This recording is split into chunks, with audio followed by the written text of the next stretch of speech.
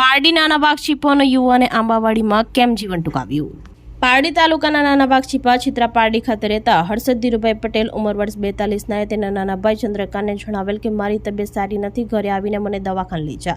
જેથી ચંદ્રકાંતભાઈ નોકરીએથી ઘરે આવીને તેના મોટા ભાઈને દવાખાને જવા કહેતા 4 વાગે જવાનું કહી સૂઈ ગયા હતા. જે બાદ તેઓ ઘરમાં હાજર ન મળી આવતા આસપાસ શોધખોળ કરી હતી.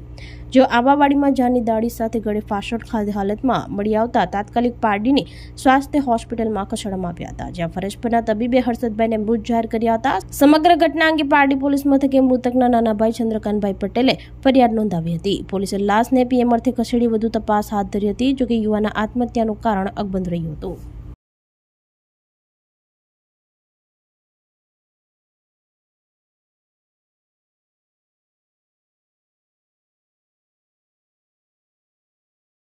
આપણી સંકલ્પ ન્યૂઝ ચેનલને સબસ્ક્રાઇબ અને લાઇક કરો, બેલ આઇકન દબાવો જેથી આવનાર ન્યૂઝ અપડેટ્સની નોટિફિકેશન આપના મોબાઈલ પર સૌથી પહેલા પહોંચે.